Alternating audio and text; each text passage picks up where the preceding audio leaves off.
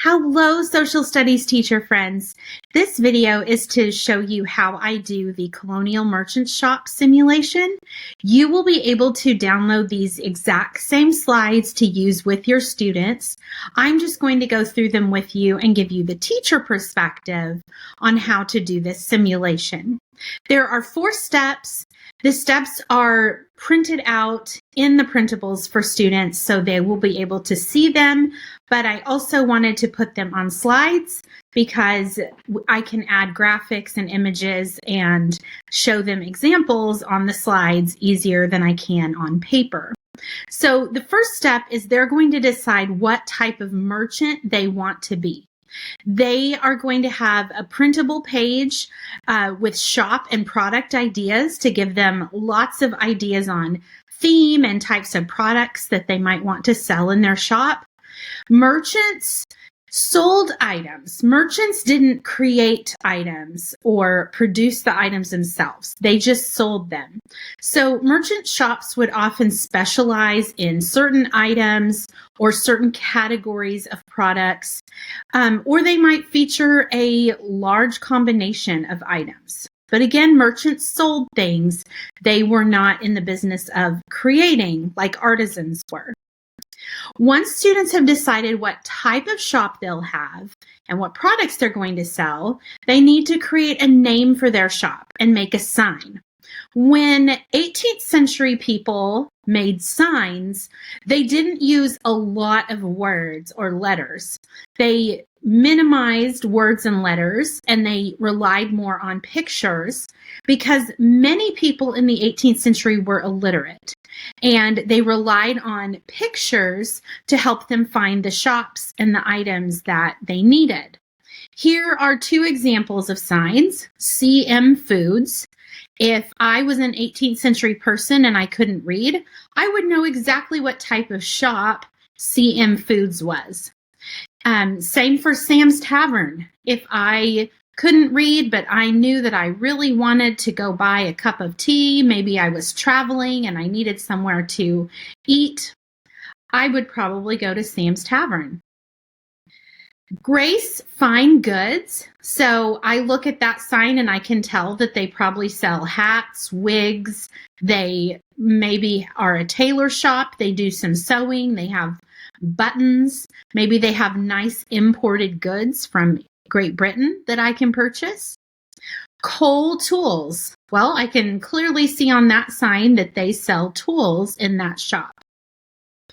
For step 2, they are going to use a template that I provide in the printables. The template is of a storefront, like shelves and some cabinets and some windows. They are going to create or draw their store, draw the products that they're going to sell on the template. They need to include at least 10 items in their store. Each item should be labeled with its price.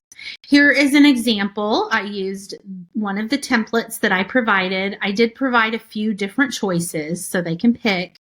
And notice I have more than 10 items here.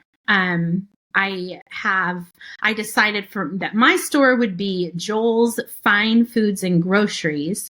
And so I did a grocery, food, spice theme for my store. On my 3rd step, I'm going to make a ledger. A ledger just shows what items have been sold. So I want to see a ledger with 5 items that have been sold. And what kids have to include on their ledger would be the items purchased with the quantity, like how many or how much of each item, the cost, and then how the customer paid. This is a primary source example of a ledger kept by George Washington. In it, he was purchasing several different types of items, some food items, some tools, rentals. So this is just an example of a ledger kept by Washington. It's nice to show them the primary source examples. This is my student ledger example. So I wrote the name of the shop at the top and then the item and quantity and the price for each of the 5 items that were sold, and then my total payment and my form of payment. For the 4th step, your students will create an advertisement for their shop. Remember to use 18th century language that would appeal to 18th century shoppers. You're going to want to tell your students to feature the best parts of their store, the best aspects. How are their products helpful to 18th century customers? Why should customers visit their store? This is a primary source example of a new bookstore, and this appeared in the Philadelphia, Pennsylvania Gazette of the United States and Evening Advertiser in 1794. And this is another primary source example, a leather breeches maker and glover. So he was in the business of sewing and creating men's clothing and accessories, 1788.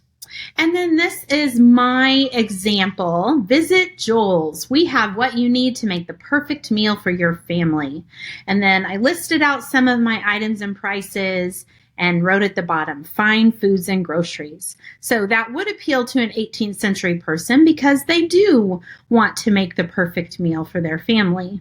And then having the prices there helps them know how much money they might need to bring or what they need to be prepared to pay for each item.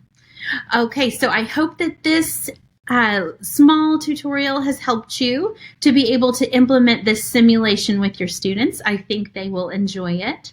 I will talk to you